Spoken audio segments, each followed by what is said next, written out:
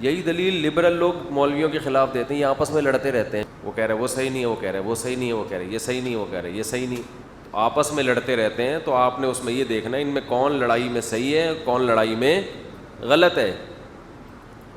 پھر یہ جو مذہبی لوگوں کی آپس میں جنگ ہے, اس میں اہل کتاب ایک طرف اور مشرکین دوسری طرف. خدا کو تو بدھسٹ بھی مانتے ہیں, ہندو بھی مانتے ہیں, پارسی بھی مانتے ہیں, لیکن کسی آسمانی کتاب کو نہیں مانتے. پیغمبروں کے سلسلوں کو بولو نا نہیں مانتے. اب کوئی ہندو ہم سے کہے کہ موسیٰ علیہ السلام کو تو تم بھی مانتے ہو, عیسائی بھی مانتے ہیں, یہودی بھی مانتے ہیں, ہم تو کسی پیغمبر کو نہیں مانتے, لیکن اس کے باوجود تمہارا آپس میں اچھا خاصا پڑ رہا ہے. پہلے خود تو متفق ہو جاؤ, پہلے خود تو تم تو اہل کتاب ہو, سب مانتے ہو کہ آسمان سے کتابیں نازل کی اللہ نے, پیغمبروں کو نازل کیا, ان سلسلوں کو تم مانتے ہو, خدا صرف ایک ہے. تم تو مانتے ہو, ہم تو مانتے ہی نہیں کوئی پیغمبروں کا کوئی سلسلہ ہے. تم تو مانتے ہو خدا نے پیغمبر بھیجے, لیکن تم آپس میں بھی متفق بولو نہیں ہو. تو تم ہمیں کیا سمجھاؤ گے پہلے خود تو متفق ہو جاؤ. یہ دلیل صحیح ہوگی؟ بھئی کیا ہو گیا, اتنا کیوں مرجھائے ہوئے بیٹھے ہو یار, بول دو نہیں ہوگی, ایسے ایسے کرو, یوں بھی کرو, زبان سے بولو, اصل تو زبان سے فوکس کرنا ہے. تو یہ دلیل درست ہوگی ہندو کی. ہم بولیں گے یار ہمارا یہود و نصارہ سے پھڈا اپنی جگہ, لیکن تو یہ بتا کہ یہ جو تو ہزاروں بتوں کی عبادت کرتا ہے, پتھر کے بت بنا کے اسی کے سامنے جھکتا ہے, یہ بات کھوپڑی میں آنے والی نہیں ہے. ایک عالم تھے انڈیا کی جیل میں,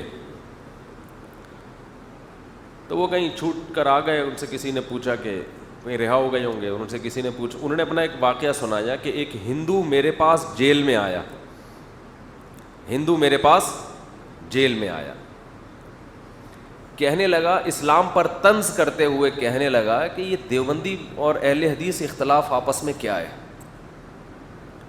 ہندو تھا شرارتی, ان کو پتا تھا کہ یہ دیوبندی اور اہل حدیث کے مسئلے میں ہمیں الجھائے گا, یعنی یہ کہے گا پہلے تم خود تو ایک ہو جاؤ. اہل حدیث کہتے ہیں اہل حدیث والا اسلام صحیح ہے, دیوبندی کہتے ہیں دیوبندیوں والا اسلام ٹھیک ہے, تو خود تو پہلے ایک ہو جاؤ, پھر ہمیں تبلیغ کرنا. وہ سمجھ گئے اس کا مقصد کیا ہے, طنز ہے. تو یہ حکیمانہ جواب دیا انہوں نے, حکیمانہ. یہ دیوبندی عالم تھے, انہوں نے اس کی شرارت یہ سمجھ گئے, اگر یہ بے وقوف ہوتے اور اسلام کے دشمن ہوتے تو ہندو کو جواب دیتے کہ بس ہم ہی صحیح ہیں, باقی سارے کیا ہیں غلط ہے, اصل اسلام صرف اور صرف یہی ہے. لیکن ان کو اسلام سے محبت تھی, مسلک سے نہیں. مسلک تو بعد میں ہوتا ہے نا اسلام کے, یہ تو اسلام کے اندر مسلک بنے ہوئے ہیں. آج یہ بھی مشکل ہے لوگوں کے لیے فرق کرنا کون سا مسلک اسلام سے باہر ہے اور کون سا اسلام کے اندر ہے. ہر مسلک پہ فرقواریت کی گالی کا لفظ لگا کے اس کو برا کہتے ہیں.